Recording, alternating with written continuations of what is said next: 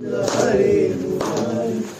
नाथ नारायण वासुदेवा श्री कृष्ण गोविंद हरे मुरारी हे नाथ नारायण वासुदेवा श्री कृष्ण गोविंद हरे मुरारी हे नाथ नारायण वासुदेवा हे नाथ नारायण वासुदेवा हे नाथ नारायण वासुदेवा हे नाथ नारायण वासुदेवा हे नाथ नारायण वासुदेवा हे नाथ नारायण वासुदेवा हे नाथ नारायण वासुदेवा हे नाथ नारायण वासुदेवा हे नाथ नारायण वासुदेवा श्री कृष्ण गोविंद हरे मुरारी हे नाथ नारायण वासुदेवा श्री कृष्ण गोविंद हरे मुरारी हे नाथ नारायण वासुदेवा श्री कृष्ण गोविंद हरे मुरारी हे नाथ नारायण वासुदेवा श्री कृष्ण गोविंद हरे मुरारी हे नाथ नारायण वासुदेवा पुंडरी हरे हरि विठ्ठल पार्वती पते हर हर महादेव सीताकांत स्मरण जय जय राम. जय जय रघुवीर समर्थ प्रसन्न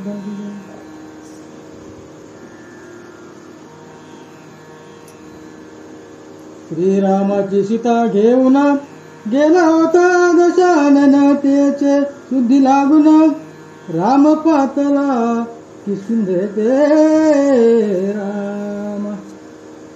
प्रस्तुत ग्रंथारंभ करताना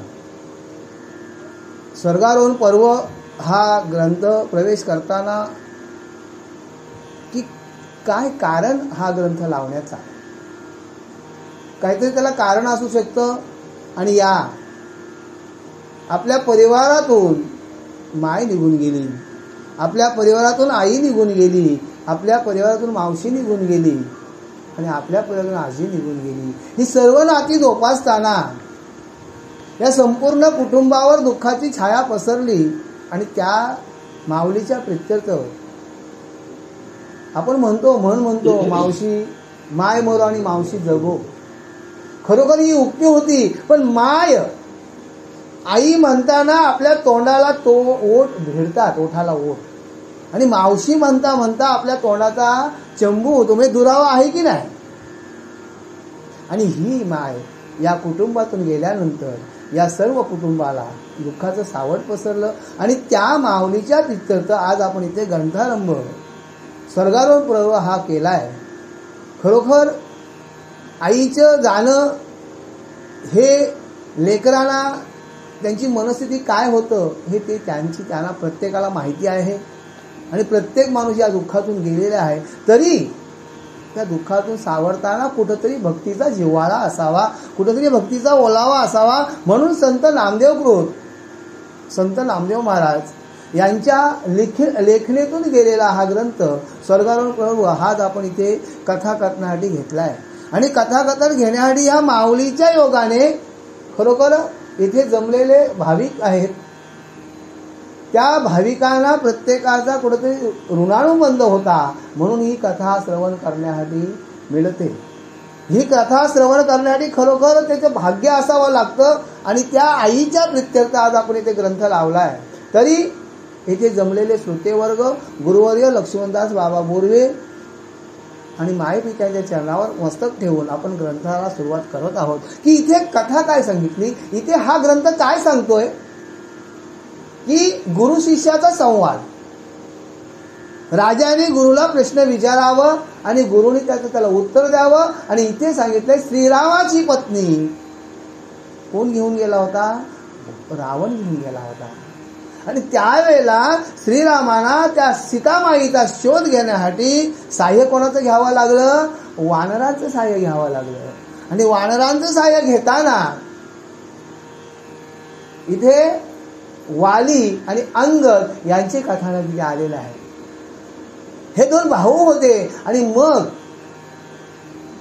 गुरुवर्य या राजाला सांगतात, हे राजा की रामप्रभूंना देखील वानरांचं सहाय्य घ्यावं लागलं. म्हणजे मला सांगा की ज्या वेळेला माणसाच्या आयुष्याची माल तुटला आयुष्याचा दोरा, येर वावगा पसारा, टाकून जाती रांडा पोळे. ज्या वेळेला माणसाच्या आयुष्याची माल तुटतं त्यावेळेला कोणी कोणत्या बरोबर येतं?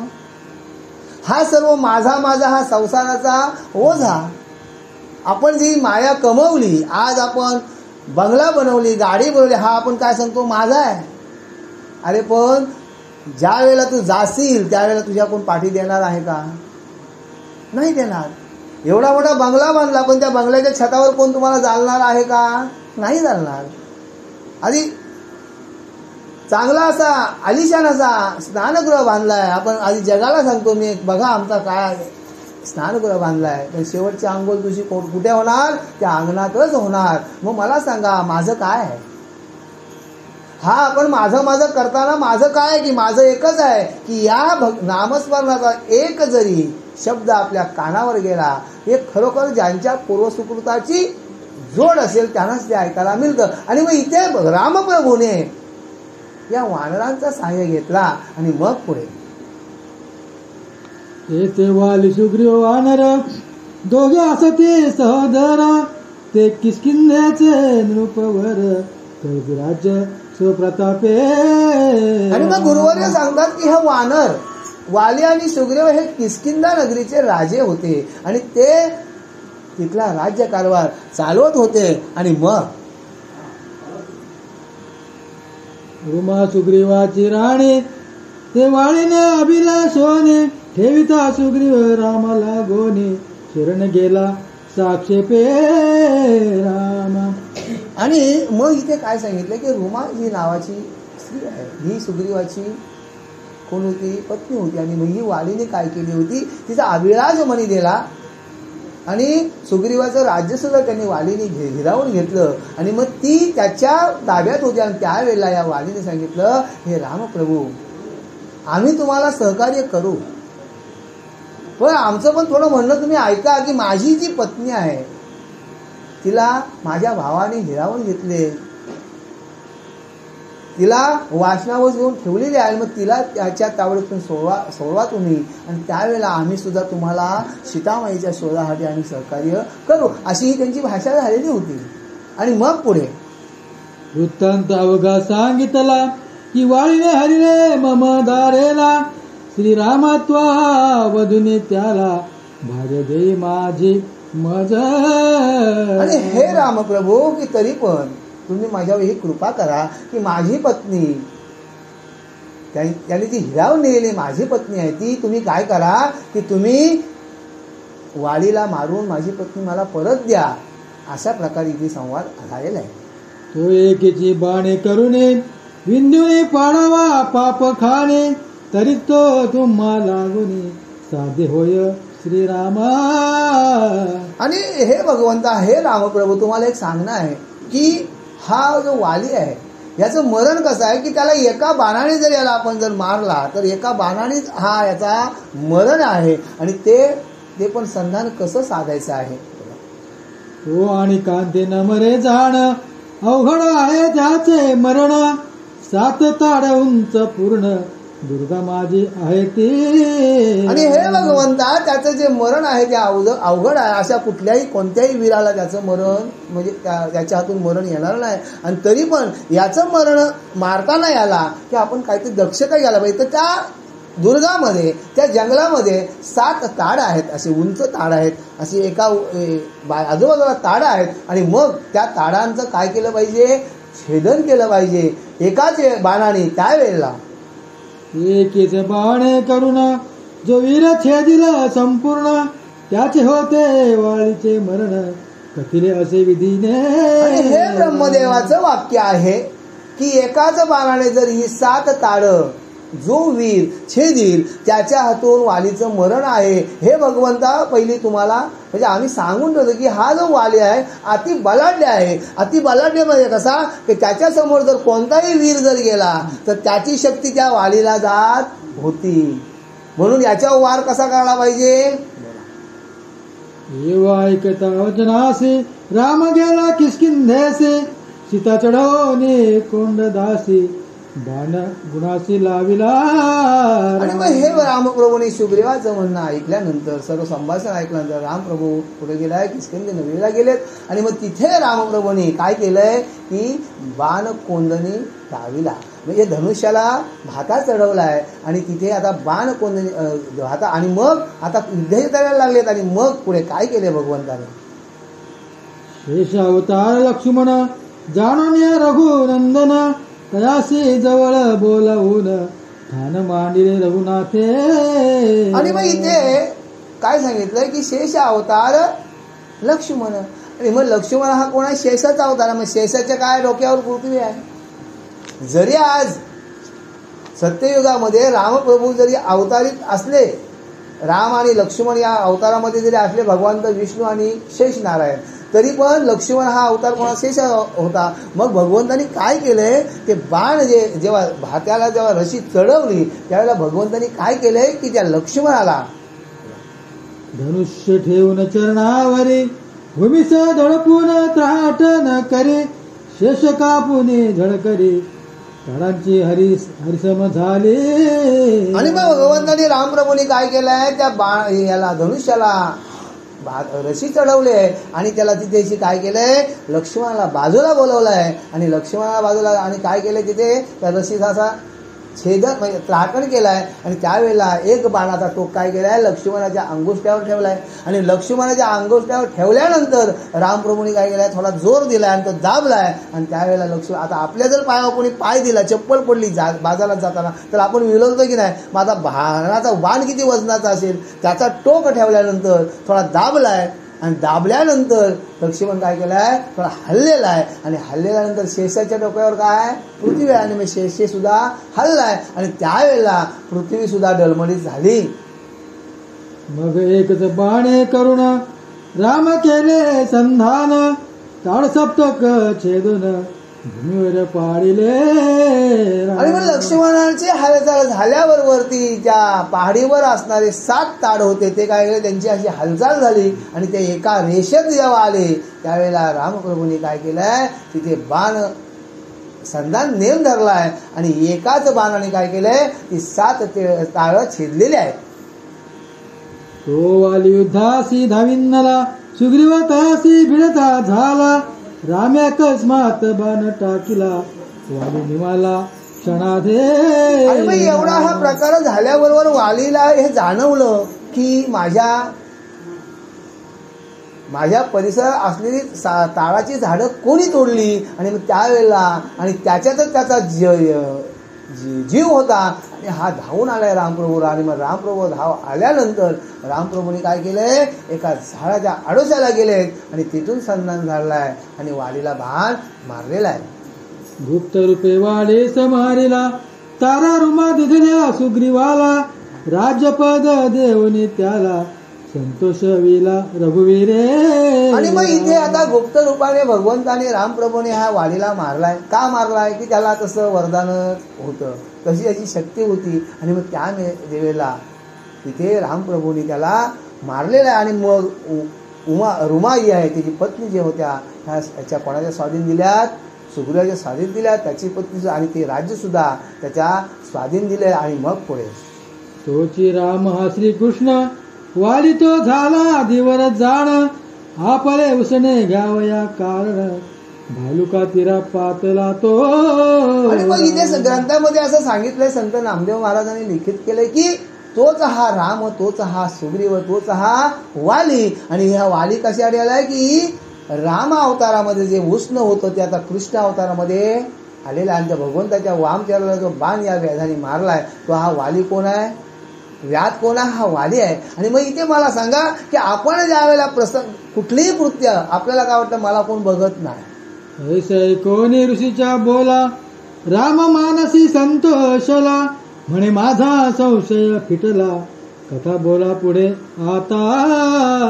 आणि मग इथे ह्या ऋषींचे जे शब्द होतं हे राजाला काय झालंय ऐकलं आणि त्याला संतोष झाला की हे खरोखर गुरुवर्या, आतापर्यंत तुम्ही जी कथा सांगितली ती मला माझ्या मनाला जी कुठेतरी पटत नव्हती, पण तुम्ही जेव्हा विस्तार करून जेव्हा सांगितला त्यावेळेला इथे राव म्हणी संतोषाला. आणि मग आणि काय बोलते म्हणे माझा संशय फिटला, की मनामध्ये माझी जी शंका होती गुरुवर्या, तुम्ही जे सांगत होतं की हा व्याध कुठला, हा मग मला सांगा व्याध. आता व्याध जर गरीब कुलामध्ये जर नसता तर हा जंगलात शिकायला आला असता का? मग भगवंतानी काय केले, हे विधी लिखित आहे, हे भगवंतानी लेखन का. आणि मग इथे राजाच्या मनाला समाधान झाला की खरोखर मनामध्ये की माझा संशय भेटला की कथा आता गुरुवर्या मला पुढची कथा तुम्ही सांगावी, असं इथे राजा गुरुना बोलत आहे. वैशंपायन म्हणे जन्मेजास, राया ऐके तू सावकाश, म्हणून ते सलभालीस घातल्यासे धीवराने. आणि मग इथे वैशंपायन ऋषी राजाला बोलतात, हे जन्मेजय राजा, की खरोखर की हे म्हणूनच हे विधिलेख आहे आणि म्हणूनच हे सल या भगवंताच्या चरणाला हे सल लागावं म्हणून हे घातलेलं आहे, असं इथे गुरुवर्य इथे राजाला सांगत आहे. मग या नदीचे अंत कातवटीचा फेस वाहत, दोही कडेशी लागत, तो पानगवत झाले त्याचे. आणि मग ही काथवड जी यादवांच्या मुलांनी जी काथवड ज्या दगडावर घासली होती आणि त्याच्यातून जो हा पडलेला खिला हा इथे व्याधाने बाणाला लावलाय, पण काथवडीचा जो भुसा पडला होता तो त्या नदीच्या पात्रामध्ये वाहत गेला होता. आणि साईडला नदीच्या किनाऱ्याला काय झालं होतं, पानगवत आलं होतं. आणि मग पानगवत कशी होती, त्याही उग्र स्वरूप कसं दिला होता, कारण त्याला कणसं आली होती आणि त्या कणसं आल्यानंतर ती असे उग्र असे भयानक अशी ती नदी वाटत होती. आणि मग त्या पानगवतानेच इथे काय झाला, यादव कुलाचा काय झालाय, नाश झालेला आहे. कणसे आले तया लागोने, नदी भयानक दिसे नयने, इकडे द्वारकेत शारंग पाणी, विचार करिता झाला पै. आणि मग इकडे अशी ही भयानक नदी, भयानक दिसणारी नदी. आणि मग इथे भगवंत मनामध्ये गोपालकृष्ण विचार करतात. काय विचार करतात, यावरी तो कृष्णनाथ सभा करी द्वारकेत, यादवा बैसवनी समस्त नगरवासी बोला विले. आणि मग इथे भगवंतानी काय केले, विचार केला की आता काय पुढं, माझ्या परिवाराचं काय, की माझ्या परिवाराचं काय, काहीतरी आता मी गेल्यानंतर हा माझा परिवार काय होणार आहे. मला सांगा, आपण जर भगवंताच्या जर सानिध्यात गेलो तर आपण प्रसन्न होतो की नाही. आजपर्यंत या यादवानी हा कृष्ण परमात्म्याचा संग लागला होता, त्याच्यामुळे ही लोक कशी झाली, ती देवरूप झाली होती. पण इथे भगवंताच्याच मुलांनी ऋषीची चेष्टा केली. आणि मग ऋषीची चेष्टा केल्यानंतर आता भगवंताने विचार केला मनातून, माझ्याच जर मुलांनी ऋषीची निंदा केली, संतांची निंदा केली माझ्या मुलांनी, तर त्याला राहण्याचा अधिकार नाही. आणि तो जर माझ्या पाठीमागे राहिला तर तो अजून प्रजेला त्रास देईल. आणि म्हणून भगवंताला हे माहीत होतं, भगवंताला हे ज्ञात होतं की माझ्या पाठीमागे जर हा परिवार माझा राहिला तर हा परिवार काय होईल, समाजाला घातक असा करील. आणि म्हणून भगवंताने काय केला, त्या सर्व परिवाराची काय केली, सभा घेतली. आणि मग सभा घेतल्यानंतर पुढे काय होतंय, उग्रसेन वसुदेवासे, वडील बंधू बळीभद्रासे, उद्धव आणि अक्रूराशी सभास्थानी बैसविले. आणि असे महान महान योद्धे उग्रसेन, सर्व अक्रूर वगैरे सर्व यांना सर्वांना मी आपल्या भाऊकीला एकत्र घेऊन भगवंत सभास्थानी बसवले. आणि भगवंत काय बोलतात, तयाशी म्हणे शारंगधर, आता सरला आमुचा अवतार, तुम्ही पहा फुला विचार, कळले तैसा सर्व हे. आणि मग तिथे सभेमध्ये बसलेत आणि मग सांगतात देव की हे बाबा अक्रूरा, प्रत्येक बळीभद्र असं की आता तुम्ही तुमचा विचार करा की आता माझा अवतार संपलेला आहे, मी आता कुठे जाणार आहे, की मी माझा अवतार संपला आणि आता माझी कार्यमर्यादा संपलेली आहे. तरी तुम्ही प्रत्येकाचा आपापला प्रत्येकाने विचार करावा असे भगवंत बोलतात. आणि मग गईवर दाटला सर्वांची, कार देवा असे वदसी, तुझं वाचोनी आम्ही दिनांची, कोण रक्षील सांग पाय. हे भगवंताचा शब्द कानावर ऐकल्यानंतर तिथले जमलेले माणसं आहेत ती काय, हे देवा भगवंता की आम्ही दीन आहोत, तुझ्या आम्ही भक्त आहोत. आणि तूच जर ही मरणाची भाषा जर करत असतील, तूच जर ही जाण्याची भाषा करत असतील तर भगवंता आम्ही काय करावं, अशी दीन म्हणजे वदनाने त्या भगवंताला बोलतात. आणि मग नाना परी आकांत करीती, एकामेकांचे गळा पडते, ऐसे देवा श्रीपती का चित्ती विचारिले. अरे भगवंता, अरे गोपाल कृष्णा, तुझ्या मनात तरी हा विचार का आला? जाण्याची भाषा का करतोस भगवंता? आणि मग एकमेकाच्या गळ्याला मिठी मारतात. जसा आपला एखादा माणूस जर बाहेर गावी जायला लागला तर आपण सुद्धा रडतो ना.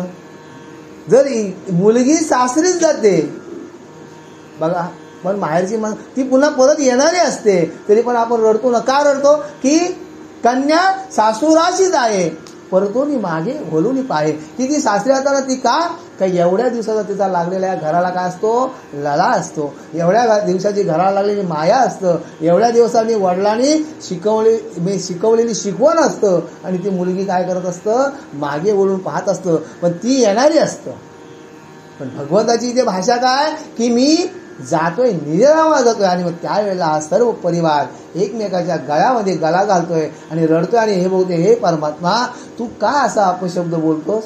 तू आज जाण्याची का भाषा करतोस? सर्वांच्या याने गहिवर दाटला. आणि मग पुढे, तुझे संगती आम्ही देवा, सर्व सुखाचा भोगीला ठेवा. आता तुझी परिचय माधवा, त्याची परी आमुचे. आणि हे भगवंता, आजपर्यंत तुमच्या सानिध्यात राहताना आम्ही सर्व सुखाचा ठेवा भोगला. आणि मग सुखाचा ठेवा भोगत असताना आपण हसलो, खेळलो, बागडलो, सगळ्या गोष्टी केल्या. पण त्यावेळेला भगवंत बोलतात की ही परी सर्वांची आहे. जरी कोणालाही जन्म मरण ज्या वेळेला स्वर्गीचे अमर इच्छितात मनी, मृत्यूलोकी व्हावा जन्म आम्हा. का मृत्यूलोकी जन्म व्हावा? इथे काय होतंय? माय पितऱ्यांची सेवा करायला मिळते, इथे समाजाची सेवा करायला मिळते, इथे भावाची सेवा करायला मिळते. आणि इथे आई वडिलांच्या सेवेने भगवंताच्या जवळ आपल्याला जायला भेटते. बरोबर आहे की नाही? की आपण बरेच वेळा उदाहरण ऐकलंय. संत पुंडलिकाच्या भेटीसाठी प्रगटले जगजेती. काय भक्त पुंडलिकाने आई वडिलांची सेवा अशी केली की भगवंताला द्वारकेहून पंढरपूरला जावं लागलं.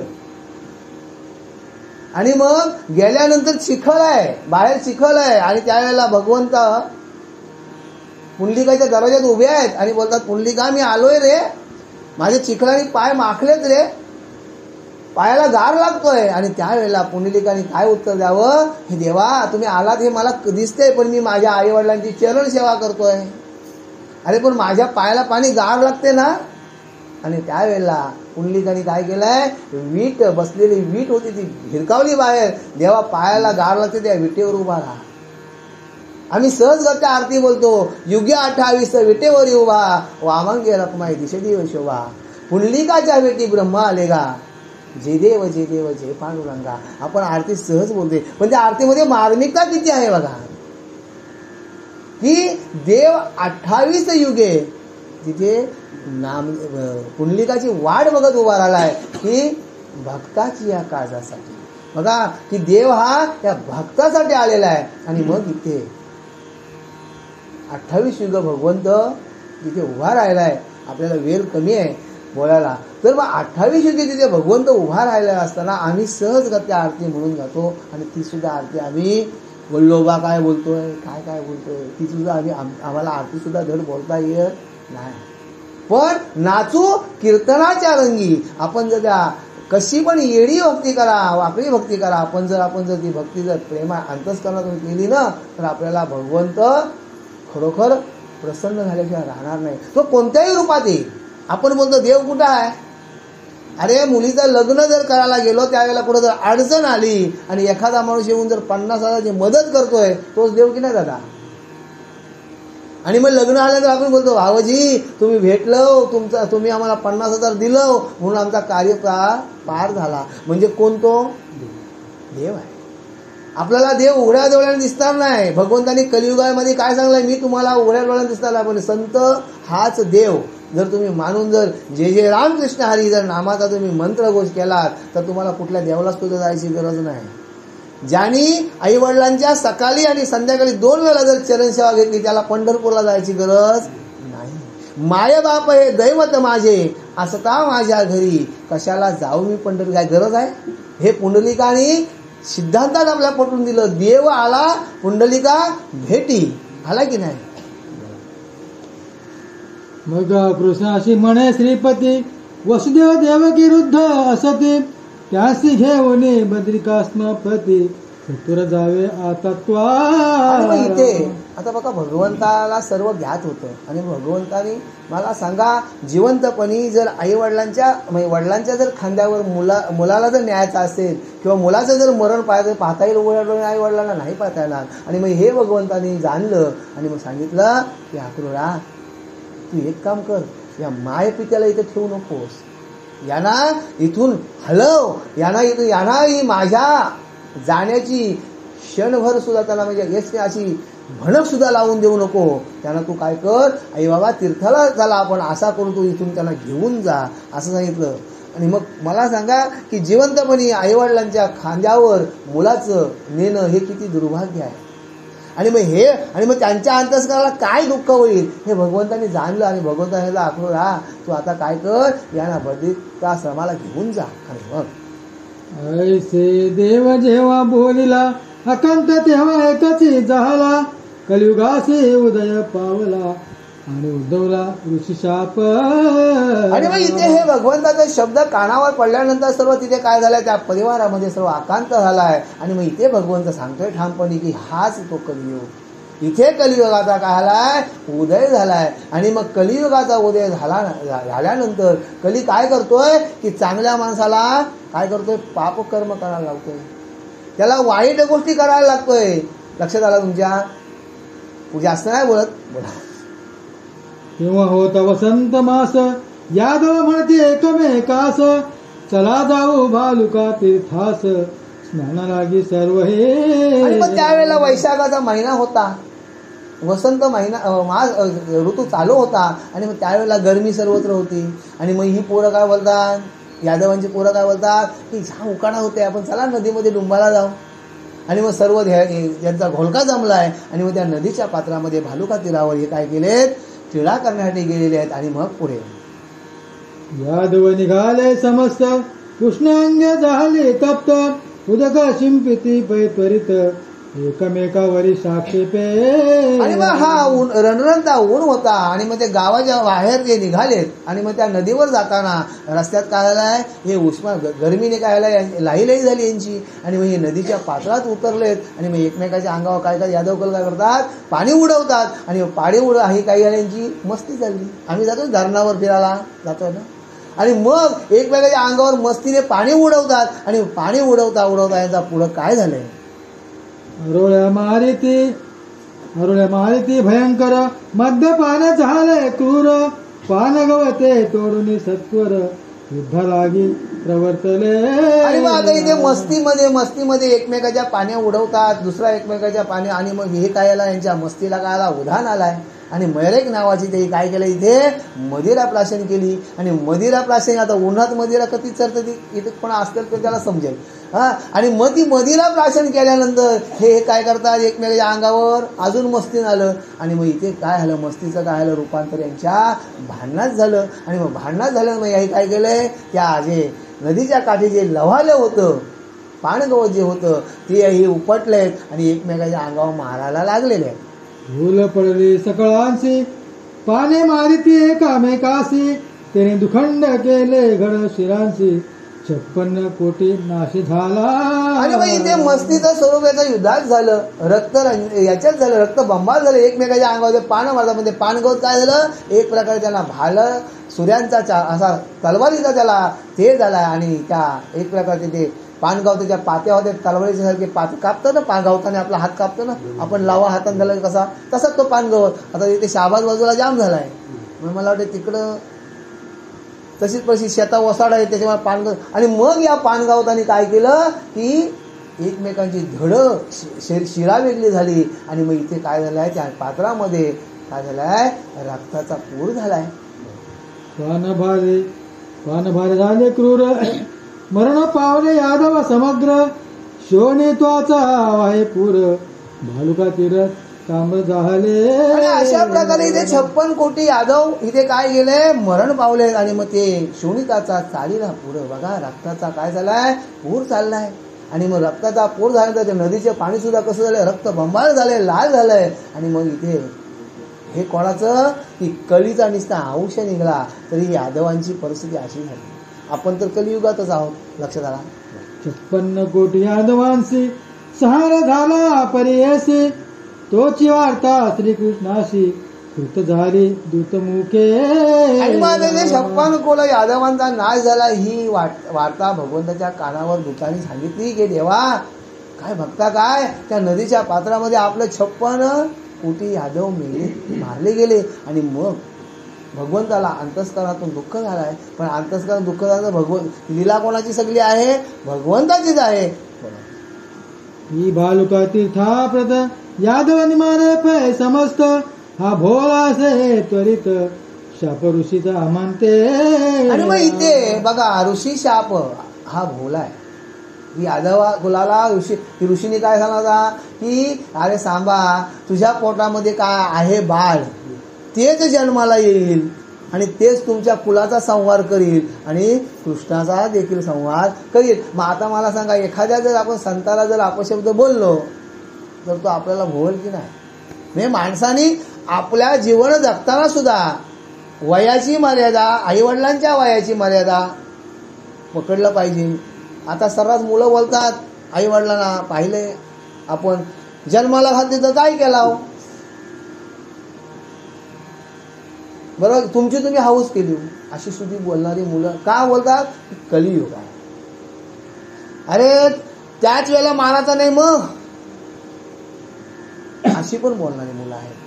पण त्याच्यातूनच भक्त पुंडलिकासारखी मुलं आहेत की ती आईवडिलाचा सांभाळ करणार आहेत. आणि मग त्यांचीच शेवटला त्रास होईल, गरिबी येईल, पण तुम्हाला एक वेळचा जेवण नक्की मिळेल की ज्याने आई वडिलांच्या चरणाला रज झाला. मग इथे भगवंताने सांगला की इथे आता ऋषीची शापवाणी खरी ठरली आणि हे भगवंताला ऋषीची शापवाणी खोटी करून द्यायची. देवाला काय म्हणजे साध्य नव्हतं, देव हे बदलू शकत होता, पण देवाचीच ही करणी होती. आणि मग इथे अशा प्रकारे ही 56 कोटी यादव मिळेल. आणि मग भगवंताला एक असं कळालंय, आता समाज दुःख झालाय, येईल पुढे होवी. मग तेथे जाऊन अनंत मना माझी विस्मय मानित, दुःखे होऊन या मूर्छित धरणीवरी पडेला. आणि मग भगवंताने हे पाहिलं, अरे रे माझा परिवार तर सगळा गेलाय. आणि मग मनामध्ये अंतस्करणातून भगवंताने काय केलाय, सहजगत्या असा मूर्छित पडलाय. आता देवाला सगळं ज्ञात असताना देव मूर्छित का पडलाय, की देव मूर्छित का पडावं देवाने. आणि मग पुढे लौकिका माझे ऐसे धाविले, की हरीसी यादवांचे दुःख झाले, म्हणून मूर्छिचे मिसे घेतले, शयन केले वडाखाले. आणि मग इथे भगवंताने काय केलंय की लोकांना समजावं, वाटलं पाहिजे. आता एक मुद्दा सांगण्याचा असतो की आपण जर एखाद्या मैत कार्याला जर गेलो तर ती आपण 10 वाजता जर घरी गेलो ना तर त्यावेळेला तिथली बाई म्हणून का होते, भावाजी तुम्ही दिसलं नाही मैताला, बोलतोय ना, तुम्ही काय दिसलं नाही. अरे मग तू ज्या वेळेला तुझी सासू मेली काय कोण आई मेली त्यावेळेला तुझं लक्ष कुठं होता, माणसा मोजत होतीस. आणि मग इथे भगवंताने काय केलं, भगवंताला सर्व ज्ञात होतं की माझं यादव, पण आता लोक काय बोलतील, एवढा परिवार मिळाला तरी भगवंताला काय दुःख झालाय. मग भगवंताने काय केलंय, देव सोन्याचं सोन केलंय आणि त्या वडाच्या झाडाखाली भगवंत काय केलाय, पौडलाय, झोपलेला आहे. तेव्हा त्याच महावनांत कोली पारद असे पाहत, तो पद्म चमकले देखत वामचरणी हरीच्या. आणि मग इथे आता भगवंत वडाच्या पायावर काय, वडाच्या झाडाखाली आपला एक पाय दुमडून, डावा पाय वामचरण जो आहे तो वर केलाय. पण असं बघा लहान मुलं का झोपला असा पाय टाकून झोपतो आणि असे भगवंत पौडलेत. आणि मग आता मला सांगा, इथे हा तो व्याध, हा तो वाली, हा काय केलाय, शिकायला आलाय. आणि मग त्याने शिकायला आल्यानंतर त्याने काय पाहिलं काय, की त्या झाडाच्या खालून काहीतरी हरणाचा डोळा चमकतोय, की भगवंताचा जो पायाचा जो अंगुष्ठा होता तो चमकत होता. आणि मग कोळ्याने संधान केले, म्हणे हे सावध थोर बैसले, म्हणून बाणाते मोकळिले होते चलत्या भालीचे. आणि मग इथे त्या व्याधाने नेम दिलाय की त्या झाडाखाली काहीतरी सावध आहे.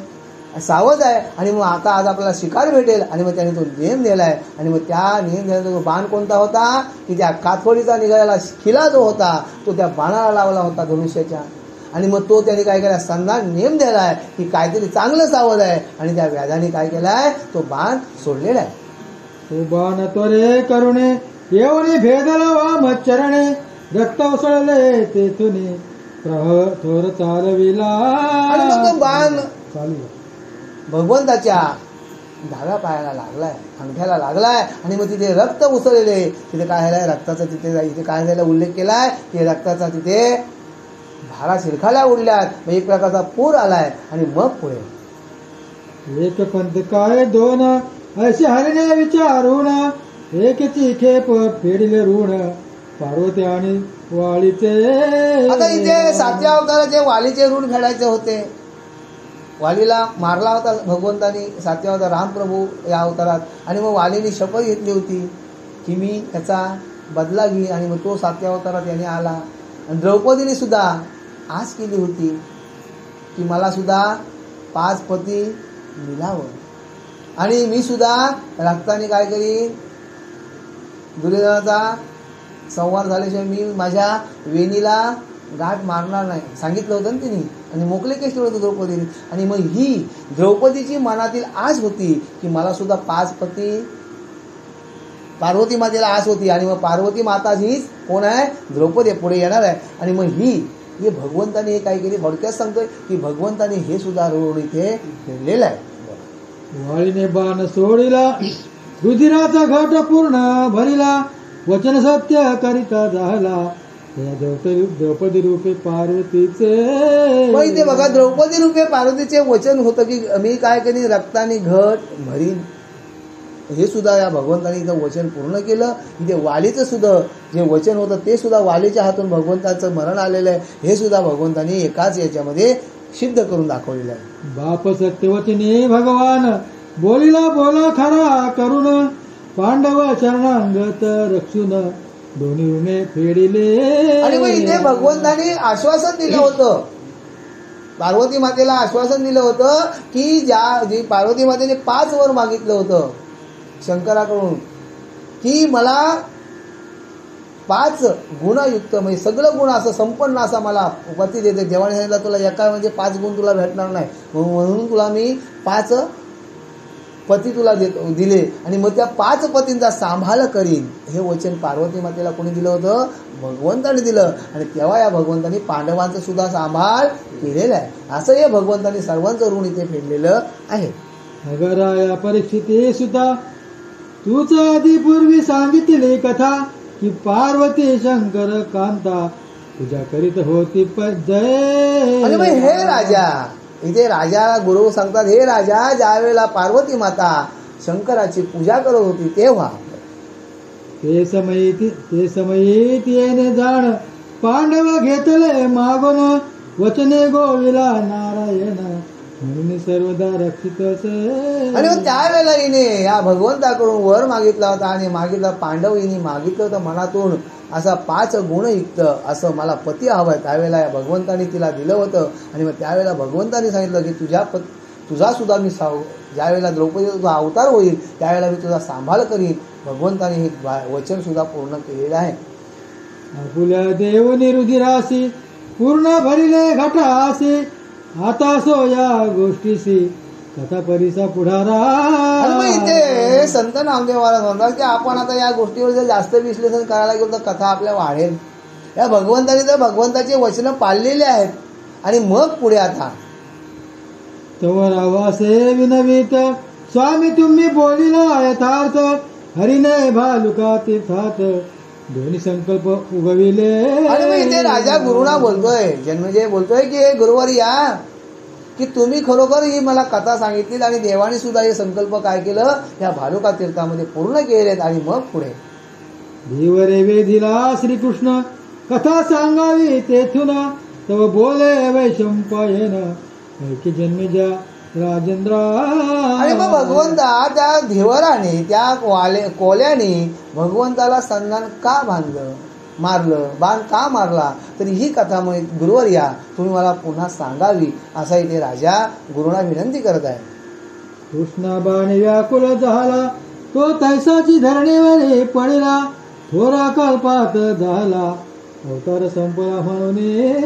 आणि मग इथे भगवंताला बाण लागल्यानंतर भगवंत धरणीवर पडल्यानंतर थोर उल्कापात झाला. काय झालाय? थोर उल्का. आणि मग अवतार संपला म्हणून की भगवंताचा अवतार इथे संपलेला होता. आणि मग तो झाला अहंकार म्हणती धीवरे मारिला शारंगधर. पूर्वजन्मीचे होते वैर म्हणून दुस्तर घडले हे. सर्वत्र हाहाकार झालाय की एका व्याधाने, एका शिकाऱ्याने भगवंताला मारलाय आणि त्याच्या भगवंताचं मरण त्याच्या हातून आलेलं आहे. आणि मग सर्वत्र काय झालं? पृथ्वी तलावर हाहाकार झालाय, सर्वत्र बोंबाबोंब झाले. आणि मग ऐसे बोल जगे उठला तो बळीभद्रा सहित अर्जुन पातला. समेची उदही पावला उग्रसेनास समवेत. आणि मग अशा प्रकारे ही सर्वत्र चर्चा ऐकायला भेटल्यानंतर इथे उग्रसेन आलाय, बलिभद्र आलाय, उद्धव आलाय. आणि मग पाहुनी श्रीकृष्णाची दशा थोर झाला तेव्हा वळसा. म्हणत हे देवा जगदीशा काय ऐसे गेले रे. अरे भगवंता की तू जाणं आहे तुला, पण आम्हाला सुद्धा तुम्ही बाहेर पाठवलंस, आम्हाला सुद्धा जवळ ठेवलंच नाही, आम्हाला सुद्धा कानावर आलं की तुमच्या मरणाची खबर आली. हे भगवंता तू असं का केलं? आता उद्धव बोलतोय, उग्रसेन बोलतोय, बलिभद्र बोलतोय. आणि मग पुढे हृदय लाट पिटिते अट्टास आक्रंदते महाशब्द नाना करीते अलंगुनी धरिती कृष्णाते. आज कृष्ण सखयाच गेलाय. आज जर जीवातला जर आत्माच गेला, आत्मा रामच गेलाय, तर मला सांगा दुःख करण्याचं त्यांची साहजिकच आहे. आणि मग इथे बलिभद्र दुःख करतोय, उद्धव दुःख करतोय, उग्रसेन दुःख करतोय. आणि अशा प्रकारे यांचा दुःखाने काय झालंय? संपूर्ण सर्वत्र काय आकांत झालेला आहे. मग पार्थपाशी मागोन हात उठवून बैसले कृष्णनाथ. तसेच ओढवून घेतले सत्व पार्थवीराचे सर्व हे. आणि मग भगवंतांनी काय केलाय की भगवंताचा लाडका जर कोण असेल तर अर्जुन. आणि मग पार्थाला तिथे बोलवलाय आणि सांगितलंय की मला थोडा हात दे रे. आणि मग भगवंतांनी काय पोहडलेलं झोपलेलं होतं. आणि मग त्याने अर्जुनाचा हात दिलाय आणि भगवंत बसलेत. पण भगवंतांनी काय केलंय की पार्थाच्या अंगातली जी शक्ती होती ती सर्व काय केली? आकर्षित केली, भगवंताकडे खेचून घेतली. आणि मग भगवंतांनी पार्थाला काय केलाय? निस्तेज केलाय, शक्तीहीन केलाय. आणि मग उद्धव म्हणे श्रीहरी कैसी केली नवल परी. हे सृष्टी कोणाचे आभारी मुरारी घातली त्वा. आणि मग आपण सहजगत्या बोलतो उद्धवा अजब तुझा, आपण गाणे ऐकतो ना. आणि मग इथे उद्धव हा भगवंताचा निश्चिम असा भक्त होता. उद्धवाला भगवंतानी काय केले? प्रेमगीता सांगितलेली आहे उद्धवाला. म्हणजे सगळ्या कोणत्याही ज्या गोष्टी ज्या होत्या उद्धव आणि अर्जुनाला कोणती गीता सांगितली? भगवद्गीता सांगितली. यमुनेच्या तीरावर जर याला गीता सांगितली, प्रेमगीता सांगितली की जगावं कसं माणसाने जीवनामध्ये, हे उद्धवाला सांगितलं. आत्मबोध उद्धवाला केला. आणि अर्जुनाला कुरुक्षेत्रामध्ये गीता सांगितली, गीताशास्त्र सांगितलं अर्जुनाला भगवंताने. आणि मग उद्धव इथे देवाला बोलतोय की देवा तू काय केलंस? हे आगडीत केलंय. आणि मग तू गेल्यानंतर आम्ही काय करावं? आता देवा रे तुझं विण या जगात उद्धरील कोण. कैसे होईल याचे रक्षण आधार मोडला सर्वांचा. अरे देवा या जगाचा आजपर्यंत तू पालन करता होतास. आणि देवा या जगाचं रक्षण कोण करील? आणि या जगाचं काय होईल, कसं होईल? असा इथे उद्धव बोलत असताना मुनी जनांची मोडली छाया कल्पतरू गेला वळून या. कसे करावे देवराया तुझे विना आम्ही सांग पा. आणि हे भगवंता की कल्पना जर केली तर त्याची ती इच्छा पूर्ण करणारा हा यदुनाथ होता, भगवंत श्रीकृष्ण ऋषिकेश होता. आणि मग आता ऋषींनी सुद्धा तुला आळवावं आणि तुम्ही त्यांना काय करावं? अभय द्यावं, ऋषींचा सांभाळ करावा. आणि मग आता त्या ऋषी मुनींची तुम्ही छाया मोडलीच भगवंता. आणि आता आम्ही काय करावं असा उद्धव इथे शोक करत असताना तुझं विण धर्म पोर का झाला विश्रांतीचा ठाव मोडला. महासुखांचा ठार तुटला तुझं वाचून श्रीहरी. अरे देवा धर्मराजा सुद्धा तुझ्या वाचून काय आला? आता पोरका झालाय. तुझ्याकडं पाहावं, पांडवांनी सुद्धा तुझ्याकडे तुला हाक मारावी. आणि त्यावेळेला तुम्ही त्या पांडवांच्या मस्तीला हाकेसरशी धावत जावा तुम्ही. आणि मग आता या सर्वांचा काय केला, आधार मोडलाय, सर्वांना तुम्ही काय केलं, पोरकं केलंच देवा. हे असा उद्धव देवावर बोलतोय. आणि मग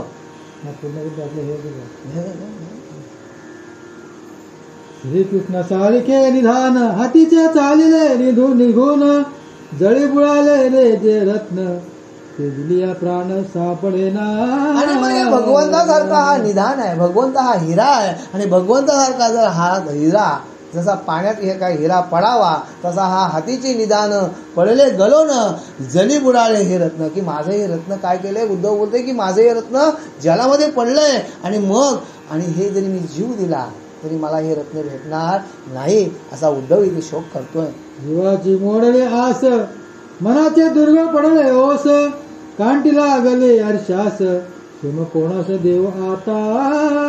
आणि मग इथे ओळी बरोबर आली ना.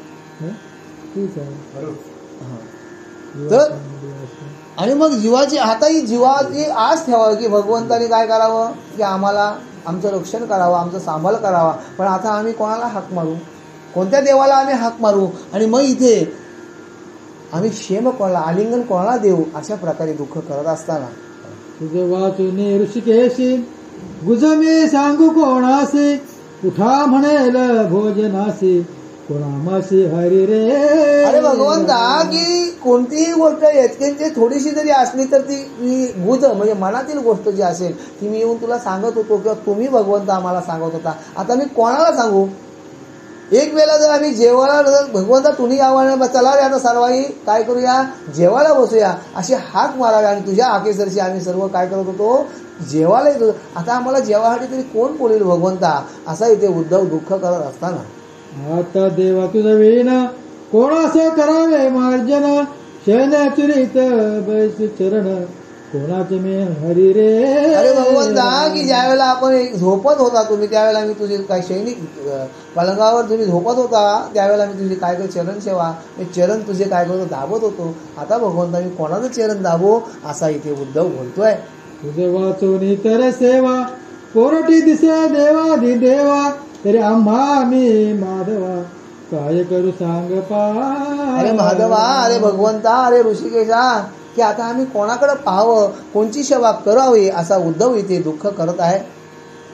आता मी तो संग येईन, म्हणून धरिले दृढ चरण, का निष्ठुर मज लागून देवराया जाहलासे. आणि भगवंता आता काय करतोय, मी पण तुझ्या बरोबर येतोय. आणि मग त्या भगवंताचं उद्धवाने पाय दिलेत आणि बोलतोय की देवा, की तू का माझ्यावर रागावलास, का माझ्यावर निष्ठुर झालास, असा इथे उद्धव बोलत असताना काय मी अन्याय केला, म्हणून धरिसी मसी अबोला, ऐसे म्हणून मूर्छित झाला उद्धव भक्त हरीचा. आणि मग त्यावेळेला हा भगवंताला बोलतोय, देवा तू माझ्याशी काहीतरी बोल, मी एवढा बोलतोय. आणि पाय चरण पकडले देवाचे. आणि मग इथे उद्धव सुद्धा काय झालाय, मूर्छित झाला. आणि मग आता सो या शोकाशी, अन्याय वाटे सो दयासी, आवडे पुरविल दिवासी, एक भक्त जाण पा. आणि मग इथे संत नामदेव महाराज आपल्याला सांगतात की जर मी आता उद्धवाचा जो शोक होता, जर तो शोक जर मी तुम्हाला सांगायला गेलो तर तुम्हाला श्रोत्यांना काय होईल, कंटाळा येईल. आणि मग तरी पण मी माझ्या लेखणीला आवडतोय आणि मग पुढील कथा सांगतोय. तू बोले ऋषिकेशी, उद्धवा तू न करी शोकासी, तू जेव्हा भेटू इच्छिसी, देवा तुझ्या पाशी मी असे. आणि इथे उद्धव मूर्छित पडला आणि भगवंतांनी काय केलंय, उद्धवाला हात लावला. उद्धव, अरे उद्धवा तू उठ. आणि मग त्यावेळेला उद्धवाला भगवंत सांगतात की ज्या ज्या वेळेला तू मनातून अंतस्करणातून जर तुम्हाला आलवशील त्यावेळेला मी तुला भेटेन, असा भगवंत इथे ग्वाही देतात उद्धवाला. आणि मग मी सर्वत्र असे पाहि, रीत ठाव कोठेच नाही, हे रूप ऐके देशी काही, अविनाशी पाहि सर्वदा. आणि ही जी आपण आता जर पृथ्वीवर त्याला जर आपण जर पाहिलं तर हवा आहे, झाडं आहे, झुडपं आहे, माती आहे, ही रूप कोणाची आहे, भगवंताचीच आहे. आणि मग जिथे जिथे तू उद्धवा पाहशील, ज्या ज्या रूपामध्ये मला अवलोकन करशील त्या त्या रूपामध्ये तुला काय होईल, मी प्रसन्न होईल, प्रगट होईल आणि मी तुझ्याकडे धावत येईल, असा भगवंत इथे उद्धवाला ग्वाही देतात. ते रूप येत ना जात, जन्मते ना नाही मरत, ते तरी असो न लिप्त, नामरूप वेगळे. आणि मग हा की देह आहे, आपला देह आहे, हा देह पडला, देह काळाचा आणि धन कुबेराचा. मला सांगा, मेल्यावर आपल्याकडे कोण धन बांधून देते का? नाही देत, मगाशी बोलून गेलो. आणि मग त्याच्यामध्ये असणारा जो या देहरूपी मंदिरामध्ये असणारा जो आत्मा आहे, तो आत्मा काय, त्याला मरण नाही, नाही जली, म्हणजे त्याला अग्नीचा भय नाही, त्याला पाण्याचा भय नाही, त्याला कशाचा भय. तो आत्मा काय करतोय, हा देह जीर्ण झाला. जशी बघा गीतेमध्ये भगवंताने सांगितले, अरे अर्जुनाला जेव्हा निषाद होतं त्यावेळेला अर्जुन धनुष्य लढाई करत नाही, त्यावेळेला सांगते भगवंता की ही माझी कोण आहे, मामी गुरु मेवणी, या आम्ही कशाला यांना मारू, या समजताशी मारता. मग मला सांगा, या आई माझे मामा गुरु मेवणे बंधू यांना जर मारलं, हे सगळं माझं आहे, यांना मारून मी काय करू, राज्य घेऊ, हे माझे काके चुलताना म्हणून मला राज्य घेऊ. त्यावेळेला भगवंत सांगला, अरे तारिता आणि मारिता मद वाचून कोण उद्धरिता. त्यावेळेला भगवंत सांगतात की अरे तारणारा पण मीच आहे आणि मारणारा पण मीच आहे, तू निमित्त आजी कारण आता घेई धनुष्य बाण करी शय समस्त कौरवांचा. आणि मग भगवंतानी सांगावं. आणि मग त्यावेळेला भगवंतानी कुरुक्षेत्रावर मगाशी बोलून गेलो की गीताशास्त्र सांगितलं, पण भगवंताला गीता सांगायची होती, कोणाला, पार्थाला सांगायची होती. आणि इथे उद्धवाला सांगतात की ही जी झाडं तरू जी आहेत, ही कोणाची माझी रूप आहेत, तू ज्या भावनेने मला हाक मारशील त्या भावनेने मी तुला भेटेन, असा भगवंत इथे उद्धवाला बोलत आहे.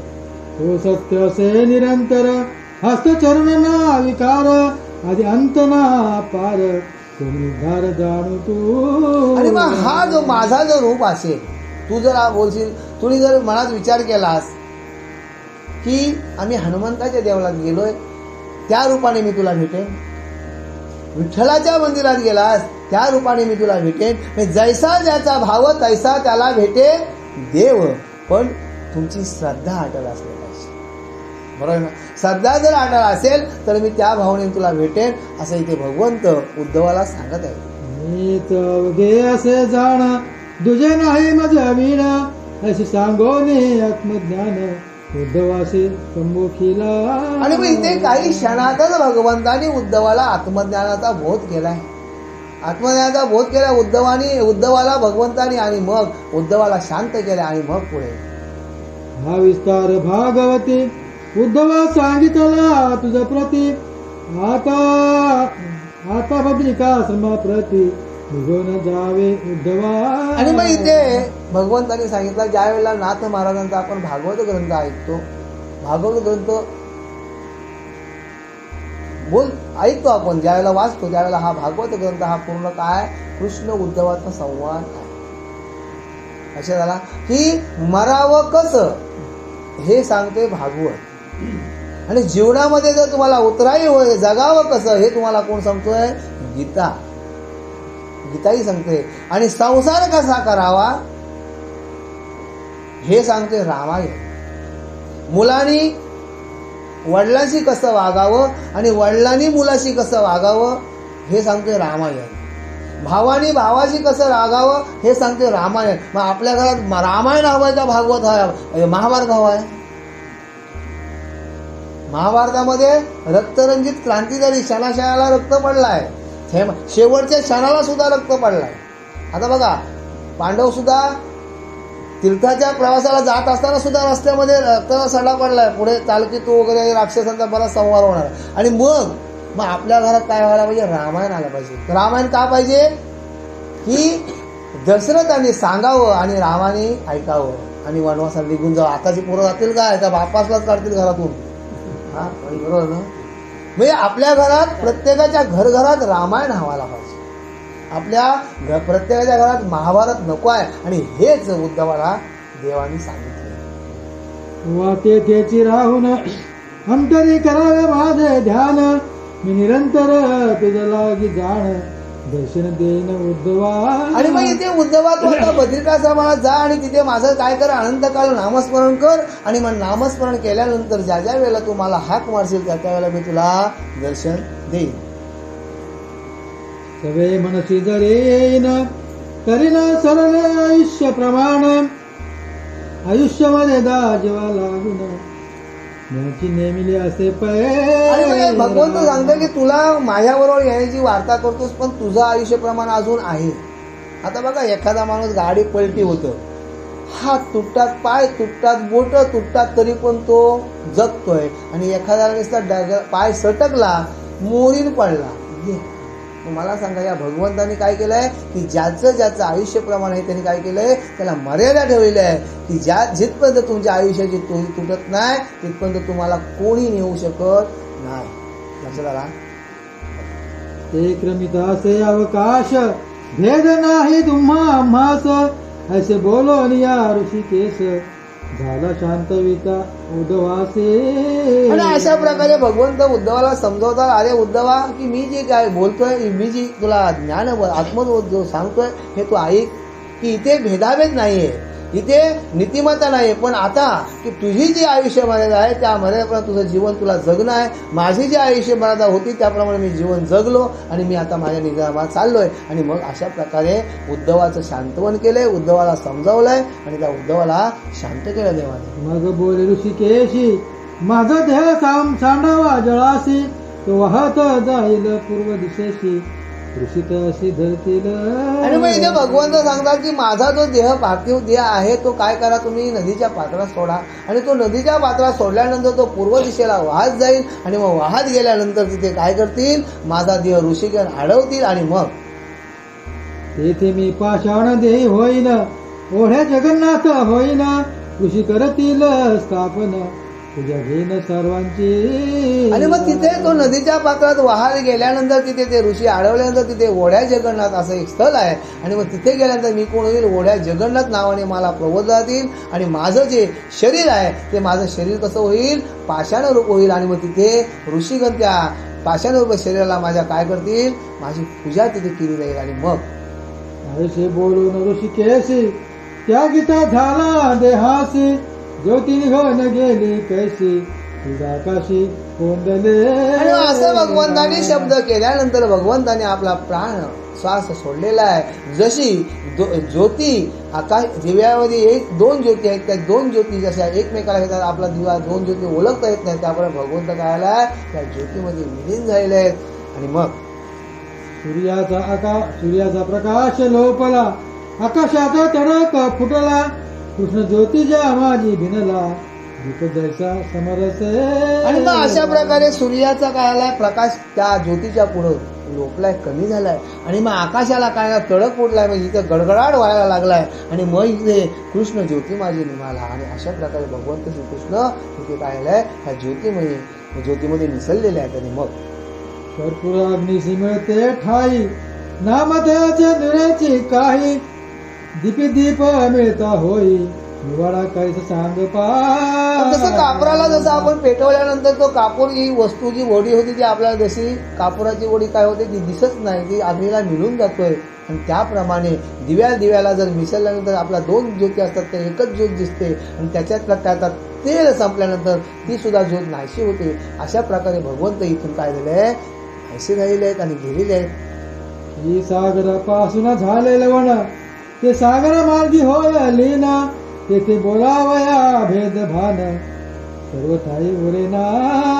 बघा, जसे सागरापासून लवणाची मासोली, ज्ञानेश्वरीमध्ये ओवी आली, लवणाची मासोली. आणि मग ती लवणाची मासोली बनवली. आणि मग पोरांना बोललं, चला आपण खेळायला काय करूया, या मासोलीला आपण पाण्यात सोडूया. आणि मग ती मासोली पाण्यात सोडली, कालांतराने तो मीठ होता तो विरघळून गेला. मासोली तुम्हाला भेटेल का, त्याप्रमाणे भगवंताचं हे रूप होतं. त्याप्रमाणे भगवंताचं रूप ह्याच्यामध्ये काय आलंय, अनंतामध्ये विलीन लुप्त झालेलं आहे. तैस हरिरूप हरी झाला, कृष्ण निधामासी पै गेला, मार्गे थोर हाकार झाला, द्वारकेच्या लोकांचे. आणि अशा प्रकारे हरिरूप हा भगवंताचे जे हरिरूप जे भगवंताचे रूप होतं ते कसं झालं, यामध्ये विलीन झालंय. आणि अशा प्रकारे भगवंत हा निजधामाला गेलेला आहे. आणि मग आपण काय बोलतोय की देव निजधामाला गेला. आता इथे आपण ग्रंथ देव गेला हे बोलण्याची सुद्धा माझी ताकद नाही, ग्रंथकर्ता बोलतोय. पण श्रोत्यांना समजण्यासाठी की माझ्या तोंडातून हे शब्द आलेले आहेत, तसं मला बोलता येत नाही की कृष्ण निजधामाला गेला, पण श्रोत्यांना समजण्यासाठी मला हे सांगावं लागलं. इथे संत नामदेव महाराज सुद्धा इथे सांगितलंय निमाली म्हणता कृष्णमूर्ती जीवासी वाटे लज्जा चिंती परी काय करावे पुढती कथा चालली पाहिजे राम. असो कृष्णाची तनु होती ते जळी सांडीने निश्चिती ते जाऊन ओढ्या जगन्नाथी तुझ्या घेत भक्तांची. आणि मग अशा प्रकारे भगवंताची जे देह होता तो त्या ओढ्या जगन्नाथाला तिथे गेला आणि तिथे ओढ्या जगन्नाथ नावाने भगवंत तिथे प्रगट झाले पाषाणी मूर्ती. आणि मग तिथे भक्त सुद्धा त्या भगवंताची काय करतात सेवा करत आहेत.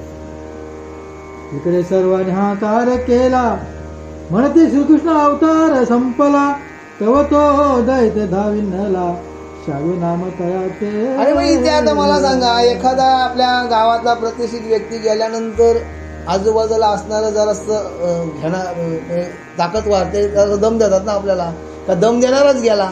आता इथे भगवंत गेलाय आणि भगवंत गेल्यानंतर इथे शाल्व नावाचा दैत्य होता धावत आलाय. धावत आला आणि मग त्याने काय केलंय पुढं योग साधने करून बळीरामे सोडिला प्राण इतक्यांत उद्धव गेला निघून बद्रिका समासी ते देवा. आणि मग भगवंत गेला तर समजल्यानंतर बलिरामाने सुद्धा काय केलंय योगा त्राटक केला. योग मार्गाने त्यांनी काय केलाय आपला ध्येय सोडलेला आहे आणि मग इथे सोडलाय. आणि उद्धव सुद्धा तिथून निघून गेलेला आहे. कुठे गेला उद्धव बद्रिका समाला गेलाय. आणि मग पुढे बरिका घेऊन रथ दारुका द्वारके माझी प्रवेशत रुक्मिणीशी कळता उत्तांत प्राण त्यागीला तिने. आणि मग इथे रिकामा रथ घेऊन रुक्मिणीने जेव्हा पाहिलं की दारुक जो भगवंताला घेऊन येणार होता तो रिकामा रथ पाहिल्यानंतर रुक्मिणी काय केलाय आकांत केलाय. तिला पण समजलं आणि मग तिने सुद्धा काय केलाय लगेच ध्येय सोडलाय. का की त्यावेळेला पती गेल्यानंतर ती पतीवर नितांत तिची श्रद्धा होती आणि मग ती भगवंत रुक्मिणी सुद्धा तिने काय केलंय ध्येय सोडलेला आहे.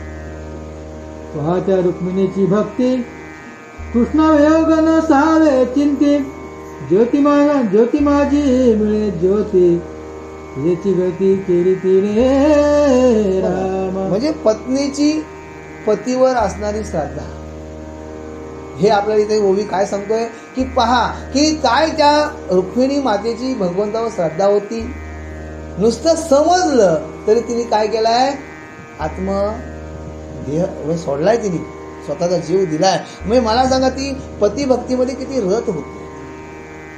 आणि मग इथे की तिची भक्ती सांगताना ग्रंथकारला सांगतोय की पहा त्या रुक्मिणीची हे प्रीती कशी होते. तिने सुद्धा भगवंताचं समजल्यानंतर तिने सुद्धा लगेच देह सोडलेला. आणि मग इतर कृष्ण स्त्रिया जाण देव लागले आपुले प्राण एकिले मंदिरास लावणे अग्न घेण घन पै केले. आणि अशा प्रकारे भगवंताच्या ज्या स्त्रिया होत्या त्याही सुद्धा ज्या स्त्रियाला समजलं की माझा पती गेलाय तिने काय केलंय ज्या घरामध्ये होते त्या घराला गेलाय मंदिराला अग्नी लावून घेतलाय. आणि कोणी काय केलंय की पोटामध्ये धारदार शस्त्र घोसकलंय आणि मग देवाच्या पाठीमध्ये या सुद्धा निघून एक प्रकारे प्राण द्यायला लागले. आणि मग एक ती गळा लावणी फास सोडती झाली पणास कोणी घेऊन शस्त्रास उदरा माझी होविले. आणि अशा प्रकारे कोण काय करतोय गळ्याला फास लावतोय कोणी धारदार शस्त्र घेऊन आता घेऊन पोटामध्ये घुसकतंय की कृष्ण सखा जो गेलाय तर आम्ही राहून काय करू. आणि अशा प्रकारे या भगवंताच्या असणाऱ्या सर्व पत्न्या सर्वांनी काय केलंय प्राण सर्वांनी सोडलेला आहे. तैसे 16 शस्त्रांत पुरे निमून गेले कसरे अक्रूर वसुदेव देवकी घेऊन त्वरे उग्रसेना सहित निघाला. आणि मग अशा प्रकारे 16,000 भगवंताच्या 108 पत्न्या ज्या होत्या आणि त्या भगवंताच्या पत्नी काय केलंय सर्व अंतपुरे म्हणजे प्रत्येकाने काय केलं आपला प्राण भगवंताच्या पकडे टाकलेला आहे. आणि मग इथे काय केलं वसुदेव देवकीला सुद्धा काय केलं इथे तिथून बद्रिका समाला इथे घेऊन गेलेला अक्रूर. आणि मग तो दैत्य घेऊन अपार लुटू लागले द्वारकापूर ते देखोनी पार्थवीर धनुष्य चढू लागला.